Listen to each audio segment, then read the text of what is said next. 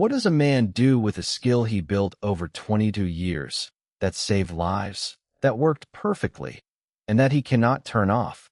Even sitting at his own daughter's wedding reception, he has been to 47 restaurants since he retired. His wife counted them. In all 47, same position, back to the wall, facing the entrance. His wife across from him, her back to the door, the arrangement that has never once been discussed. His wife has sat with her back to the entrance for 22 years, without being asked, without ever discussing it. It is just the arrangement, and the arrangement has never needed a name, until a man from Cincinnati sat down at table 9 and asked one. The man from Cincinnati looked at Robert, looked at the door, looked back, and said, "Do you always sit facing the door like that?" And Robert said, "Habit," and drove home that night knowing habit was the most incomplete answer he had ever given anyone. I am Robert, Staff Sergeant, 101st Airborne, retired, and today I am giving the complete answer. Not the one that fits a wedding reception, the one that fits the truth. And the truth is more interesting than habit. His daughter asked him about it first. She was 12. At a diner, she said, "Dad, why do you always need to see the door?" He said, "So I know what is coming." She said, "But nothing is coming." And his hand was on the back of the door-facing chair, and it would not move. "But nothing is coming," is the most precise sentence his 12-year-old ever said. She was right. He knew she was right. His hand would not move. In that moment, a man who knows his daughter is right and cannot move his hand, is the entire psychology of this in one image. It is not habit. Habit is something you can override with enough will. You decide to stop biting your nails, and eventually you stop. What Robert cannot override, with any amount of deciding, is the specific pull of the door-facing chair. And that gap between deciding and doing is not weakness. It is the brain doing something very specific. Neuroscientists call this specific thing hypervigilance, when a nervous system has been recalibrated to treat continuous environmental scanning as its baseline state, not an occasional response, the default, what the brain considers normal. And Dr. Rachel Yehuda at the Icahn School of Medicine at Mount Sinai spent decades studying what sustained high-threat environments do to the human brain. What she found changed everything about how a soldier understands what he built. She found that sustained exposure to high-threat environments produces measurable changes in the amygdala, the brain's threat detection center. Not psychological changes. Physical, structural. The brain itself is physically altered by what it was asked to do. Not psychological, structural. The amygdala becomes physically more sensitive, more responsive, more active.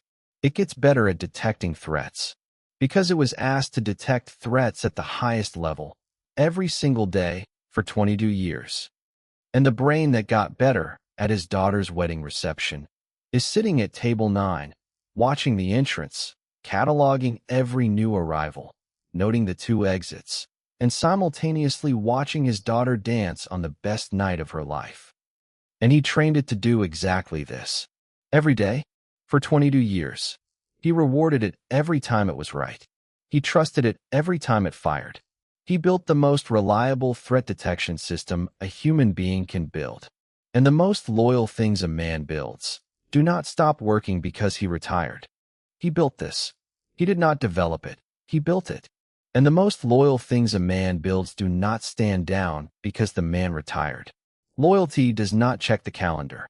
Loyalty runs the last mission it was given. 3 types. Not every retired soldier carries this the same way from the outside. But from the inside, every one of them knows the specific feeling of a brain that will not stop scanning. The man who cannot sit with his back to the door. His body chooses the seat before his mind processes the choice. At every restaurant, every church pew, every waiting room, his daughter's wedding reception, table 9, back of the room, facing the entrance, before he even sat down. The man who registers every person who enters a room.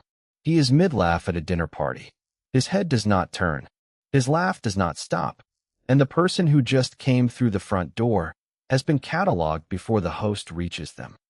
The man who cannot rest in unfamiliar environments. Hotel room, new city, different neighborhood. Exits memorized before the bags are unpacked. Parking lot mapped from the window before the light goes off. His wife, asleep beside him at 2 a.m. He, still cataloging the hallway sounds. Which one are you? The man who cannot sit with his back to the door, the man who registers every person, or the man who cannot rest in unfamiliar environments? Drop it in the comments right now. Here is what connects all three. The amygdala does not know it is at a wedding reception. It does not know the dinner party is safe. It knows one instruction: scan this environment, detect any threat, register every change, stay ready. The instruction never changed. And the specific cost of running that instruction continuously, in environments that do not require it, is not dramatic. Drama would be easier. This is quiet. It is the particular tiredness of a man who has been on watch in his own living room every evening, without knowing he was on watch. His wife named it first. She said, "You look tired in a different way in retirement. You look tired from the inside." And he said, "Yeah," because those 4 words were more accurate than anything he had produced himself in 2 years. And here is what the science says about that tiredness. Continuous low-level threat activation, even in safe environments, produces measurable cortisol. And sustained cortisol over months produces disrupted sleep, elevated inflammation, cardiovascular strain. Tired from the inside. The science calls it allostatic load. His wife got there first. Dr. Yehuda found that veterans carry elevated baseline cortisol, even during sleep, even at rest, in completely safe environments. The brain paying the cost of the instruction even when the man believes he is off-duty, because the instruction does not have an off-duty setting. And here is the finding that changes everything. What the amygdala did is not damage. It is adaptation. The brain adapted to the environment it was placed in for 22 years. It did exactly what brains are supposed to do, get better at what they are asked to do. Not something wrong with him, something right about him, applied to an environment that no longer requires it at that level. The skill is correct. The environment changed. And skills do not self-adjust when the environment changes. They keep running. And the door, at the wedding reception, at the restaurant, at the dinner party, is not the thing. The door is the most visible sign of the thing. The thing is running in every room, at every moment, and has been since the last day in uniform. And skills that were built deliberately, over 22 years, do not respond to deciding to stop. A man who decides not to scan the room still scans the room. The deciding runs at the level of the mind. The scanning runs at the level of the structure. Different levels. 3 things, not a cure. 3 specific things that operate at the right level, the structural level, and give the brain the repeated new experience it needs to begin adjusting what it considers normal. First, give it the accurate name. Not habit, not just the way I am. The name is hypervigilance. Say it once, to yourself, because the man who calls it habit thinks he could stop if he tried harder. The man who names it correctly understands he is standing in front of a river and can start building something that works with the current instead of against it. Because the brain does not learn from decisions. It learns from repeated experience. The man who decides to stop scanning still scans. The man who gives his brain repeated experiences of safe environment, no threat, gives it the only data that can actually shift what it considers normal. Second, give it data. Sit with your back to the door in your own kitchen for 5 minutes.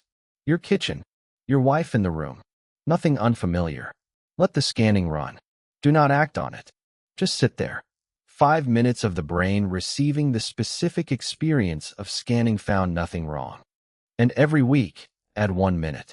5 becomes 6. 6 becomes 9. 9 becomes 13.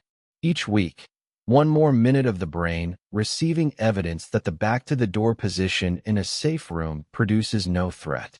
The evidence accumulates. The evidence is the mechanism. Third, tell your wife the complete answer. Not the one that fit the wedding reception. the one that fits the truth. What I built over 22 years is still running. The door is the most visible sign, and I am giving it new data, 5 minutes at a time, in our kitchen, because she has been sitting with her back to the entrance for 22 years, without being asked, without ever discussing it. It is just the arrangement, and she deserves to know what the arrangement has been doing for him, and what it means. And 6 months after the wedding reception, he went back to the same venue for an anniversary party. Table 9. Same room. Same door. This time he brought his wife's chair around beside him, both of them facing the entrance. And she said, "I kind of like this view." And they sat together, both facing the door, watching everyone arrive. And for the first time, Table 9 was not something he was managing alone. It was a seat they had chosen together. And chosen together sits completely differently than managed alone. And his daughter, now 31, asked him at dinner last month why he brought her mother's chair around to face the door at the anniversary party. And he said, because she deserves to know why she has been sitting the way she has been sitting. And his daughter said, "Tell me too." And he told her, and she sat with it for a moment. And then she said, "So the question you couldn't answer at my wedding, you have the answer now." And he said, "Yeah." And this time, the yeah meant something specific. And here is what the complete answer does. It does not stop the scanning. The brain is still doing what it built itself to do. But the complete answer gives the man a correct relationship with what he built. And a correct relationship is the only thing that changes what it costs. What does a man do with the skill he built over 22 years that saved lives, that worked perfectly, and that he cannot turn off? He names it correctly. He gives it new data. He brings his wife's chair around, and he stops fighting it and starts working with it. He is not paranoid. He is not damaged. He is not managing something shameful. He is a man whose brain got exceptionally good at a specific and important job, and the environment changed. And the brain, faithful, loyal, precise, kept doing the job, because that is what faithful things do. And the most precise instrument in his body, the one he built and trained and trusted for 22 years, is not his enemy. It is his most loyal asset. And loyal assets deserve to be understood correctly, not apologized for, not managed from a distance, understood, and pointed at something worth protecting. Do you always sit facing the door like that? Yes. And here is why. And here is what I am doing about it. That is the complete answer. And it took a man from Cincinnati at Table 9 and a drive home on a dark highway and 9 months to find it. And when his wife said, "I kind of like this view," she was not talking about the room. She was talking about sitting beside a man who finally brought her into what he had been carrying alone. And that view is worth more than any arrangement. And the 48th restaurant, the one after the wife counted 47, they sat on the same side of the table, both facing the door, and the arrangement that was never discussed became a choice they made together. And chosen together sits lighter than managed alone. Name it correctly, not habit, what it actually is. Give it new data, 5 minutes, your kitchen, back to the door, nothing goes wrong. Tell your wife the complete answer, and bring her chair around. 3 things, 1 per week. Starting today. He sat at his daughter's wedding reception last June. Table 9, back of the room, facing the door. A man from Cincinnati asked him why. He said, "Habit." Drove home knowing it was incomplete. And he has been working on the complete answer ever since. And now he has it. Not paranoid, not damaged, not habit. A precisely built, precisely adapted brain, running the instruction it was given, in a world that no longer requires it at that level. And working with it deliberately, 1 week at a time, is the only mechanism that actually shifts it. And his daughter, now 31, said, "So you have the answer now." And he said, "Yeah." And she said, "I always thought it was something you could stop if you wanted to." And he said, "So did I." And neither of them said anything after that. And both of them understood something they had not understood before. Share this right now with one retired soldier, or one person who has been sitting with their back to the door for 22 years without being asked, and calling it just the arrangement. This is what the arrangement is. And this is what it means. Not because this video shifts what the brain considers normal, because naming it correctly is the first new data point the brain receives. And data points, repeated, are the only mechanism that actually shifts it. Not willpower, not deciding, data. And his wife put her hand on his arm last Sunday on the back porch. And the scanning slowed. Not because it stopped, because he finally understood what it was doing and stopped fighting it. And she was beside him. And that is the whole thing. And the next time someone asks, "Do you always sit facing the door like that?" he will say yes. And he will mean something completely different by yes than he did at table 9 last June. Because the yes at table 9 meant, I do not know why and I cannot stop. And the yes now means, I know exactly why. I built it. I am working with it. My wife is beside me. And I kind of like this view. He built the most loyal thing in his body over 22 years. And now he knows what he built, and why it works the way it works, and how to work with it instead of against it. And that knowledge changes every table 9 for the rest of his life. What does a man do with the skill he built over 22 years that saved lives, that worked perfectly, and that he cannot turn off? He understands it correctly. He works with it deliberately, and he brings his wife's chair around, and they face the door together. Share this right now with one person, the man at table 9 or the person sitting with their back to the door for 20 years. This is the complete answer.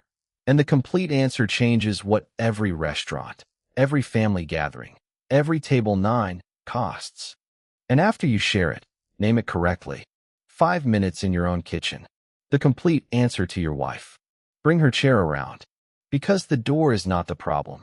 The door is the sign. And the sign finally has a name. And a name is where everything starts.